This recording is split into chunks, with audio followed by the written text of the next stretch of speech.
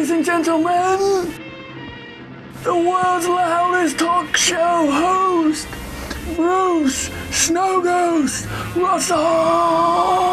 Thank you, I love you too. I got one thing to say. What's that? Yeah. First, there was a snow ghost on top of a silver mountain. Now that ghost is your community host.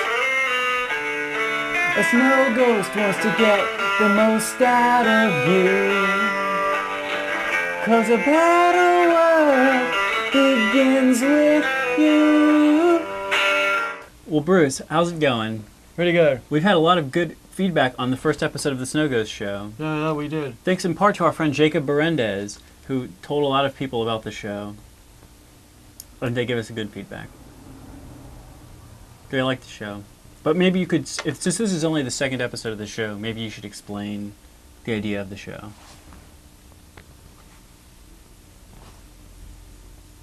This show is just to see the other sides of the snow ghost and kind of open up the other worlds to other people's minds and see the vision from down below and how ghosts actually live when they don't see themselves in mirrors.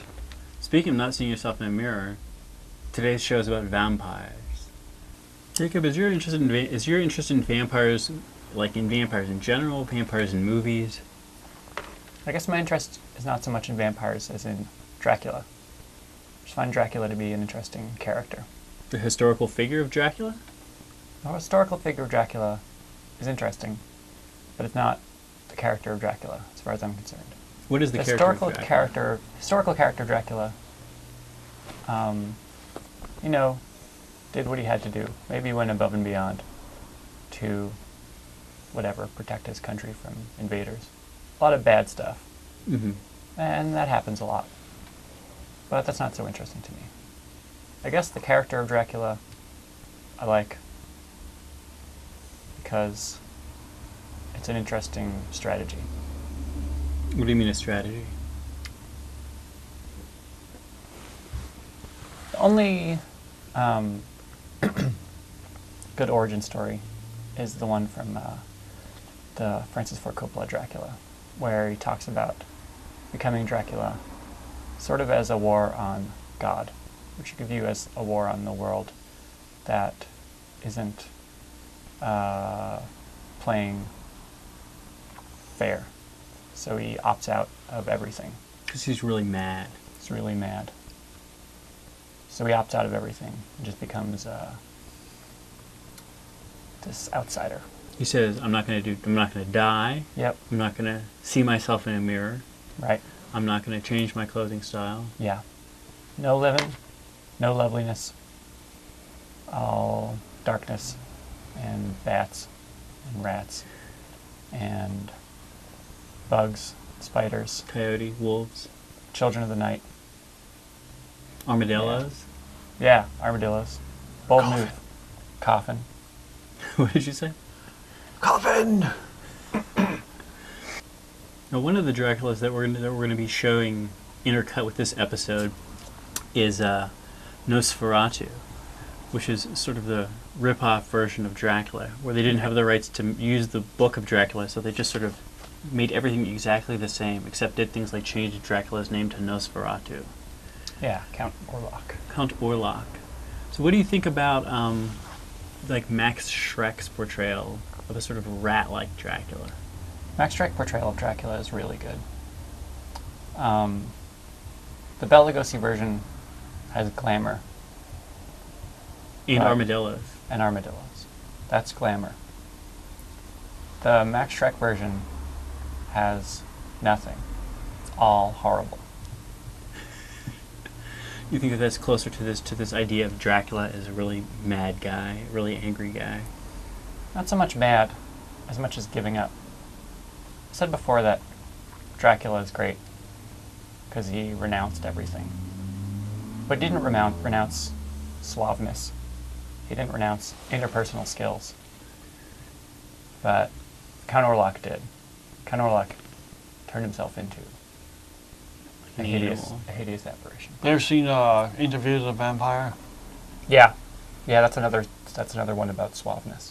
Did you ever watch that vampire movie, Bam something? Bram or... Bram Stoker's Dracula. Yeah, Yeah. that's the one we're talking about. Yeah, With I see that on... Is Gary Oldman in that? Gary Oldman is Dracula because Gary Oldman plays all the best roles in history. I've seen that movie listed on some of the pay channels before. And I remember one vampire I saw, it's called The Thirst with Louise Fletcher. It was Mhm. very thirsty. Did you see The Hunger? Yeah, I would just say mostly thirsty.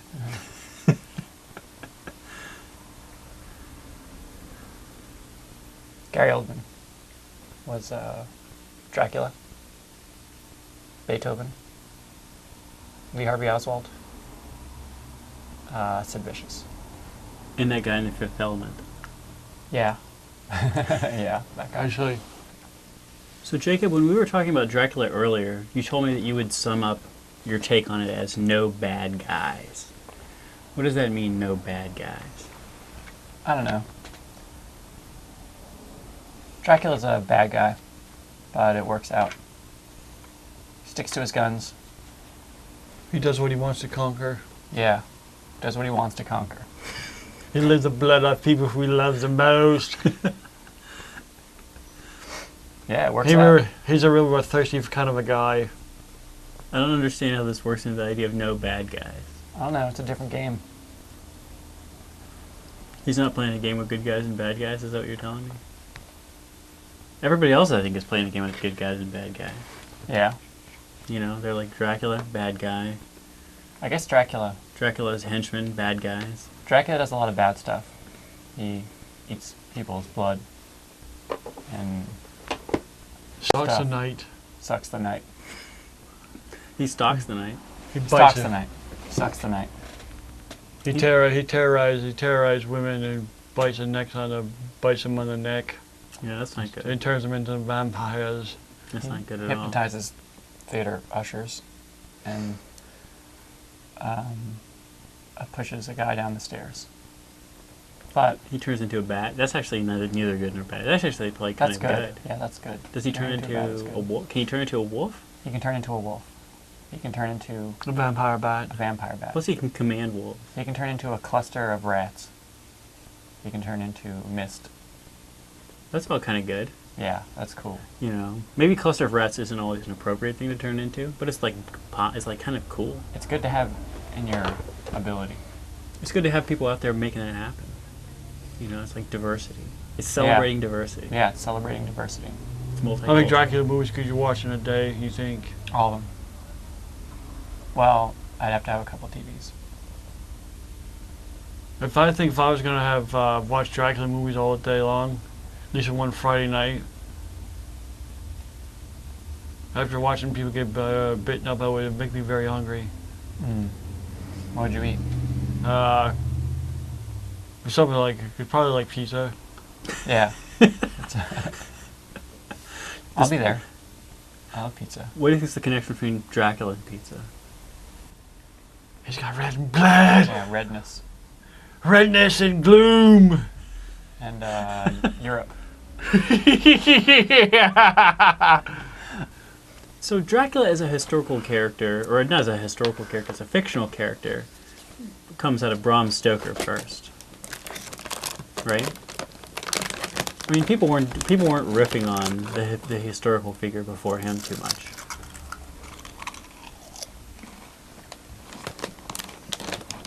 Right. And it sort of took off like wildfire. You had lots of people making movies, lots of people making rip-off movies. Yeah. It You took know? a while. There was a bunch of different formats. It was a play. It was three plays, Okay. and it was a book. It was a play before the book? Yeah. I didn't know He wrote for the play, that. Okay. and he roughly based Dracula on this mean boss that he had. Suave but mean. Yeah. Well, also in the book, Dracula is really different. He's not so much suave. In the book, he's enormous has a big white beard, red eyes. A weird looking dude. He's trying to grow a white beard. That'd be great. You got a little white going on. Yeah. You have one little part that's longer than all the other parts. Yeah. That's kind of his little Dracula tribute there. Yeah. And that's where the blood drips off. Yeah. You gotta get some red eyes, though. What's that? You gotta get some red eyes. The red eyes. He has rose-colored glasses. So you got your Dracula plays. Bram Stoker writes a Dracula book Right. based on his boss. Then you're Yeah. getting some Dracula movies. Would be the next wave. Yeah. There were novelty songs and then movies. Really? Well, Like sort of probably. proto There are vaudeville, probably dance novelty hall, songs. whatever they call it in England songs. Probably novelty songs. All right, and then you get the film. Yeah. So they made Nosferatu, which he didn't have the license to. Right. And they got sued by Bram Stoker's widow successfully. And they had to destroy all copies that could be found. But they had already sent them out across the world, so that's what we have. So Now it's kind it's of illegal. it's kind of like a proto file sharing thing of like if we get enough copies out there, when they send us the cease and desist, it won't matter. Yeah, but I don't think they were thinking about that. They were just trying to get them out. We're just trying to make some money. Yeah. But it's cool. Illegal stuff is cool. And then there was like I'm trying to think of like other early Draculas I know would be like Carl Theodor Dreyer did Yeah. one called Vampire. Well, there's also vampire stuff before Bram Stoker, but it was weird. Like, before Dracula was published, there was Varney the Vampire, which is like a weird little thing. Well, and the Vampire as a folk legend was like a very old thing. Yeah. But the other thing is that everything that's derived from folk legends, this is, you have to realize, before the internet. Mm-hmm. And people would have something really scary in their village, and they would just call it a name. And then after a while, all those names got sort of lumped together. That's why Dracula, as we know him, can do all that crazy crap that we said he could. Because it's really like,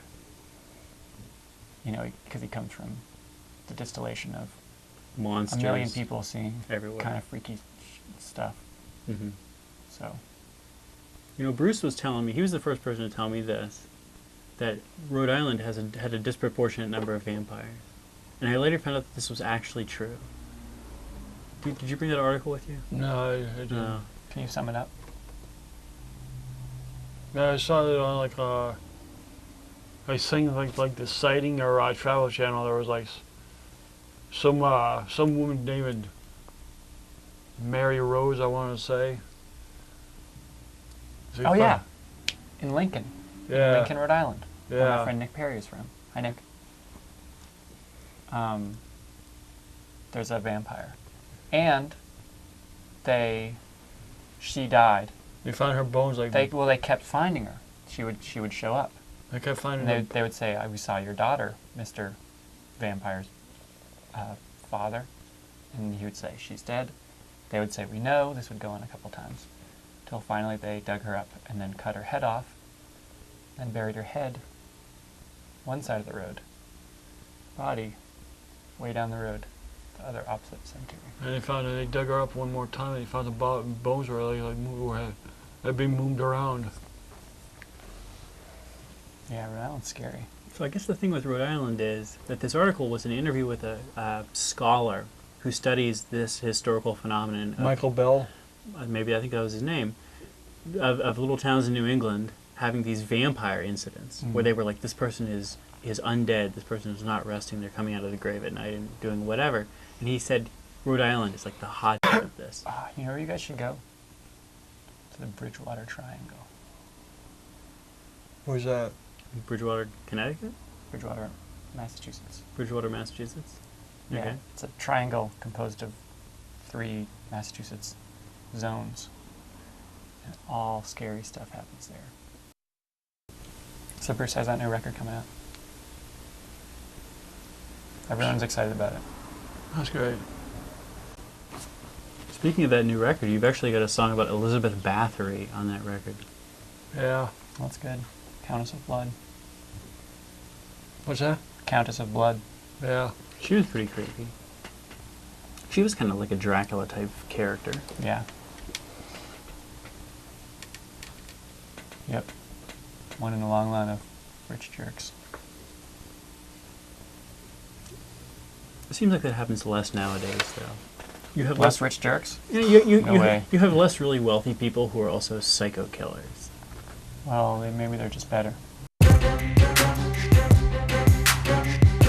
Elizabeth Bathory lived 1560, 1640, hardly seen anyone's bloody lust. Compared with her, someone's of the expectation was relative for her. A reprieve for rebirth, void lippers impaler Dracula. Unleash a bloody, thirsty musical holocaust, a cynically revival of a type word seen before the curse. You know, I think all the vampire movies that I've seen that have come out in recent years that I've seen have been like more serious vampire movies. Like Yeah. they haven't like Trouble. You ever see Trouble Every Day? No. That is, I think it's by Claire Denis, and it's very slow and mysterious, and it has Vincent Gallo is one of the characters, and you don't even realize it's a vampire movie till like maybe a third of the way in, half the way in, and nobody ever really explains it very well that it's a vampire movie. And there's really there's one extremely intense scene, and that's it. And other than that, it's just kind of like a slow, meditative. Dude, I have to start over my talk about Trouble Every Day. Can't happen. Just go with the sound. It'll be noisy. It's gonna sound like section of the show. Yeah, that's the harsh noise part of the show. I'll just cut this part out. I'll put a Just song tap over this the like top of this. it. This is our set. I know it's set.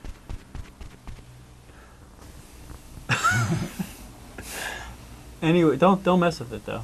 I was just gonna say. Bruce, let's say things that Mike Benedetti can't hear.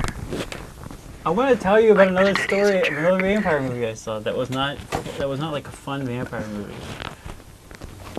Mike Benedetti just farted.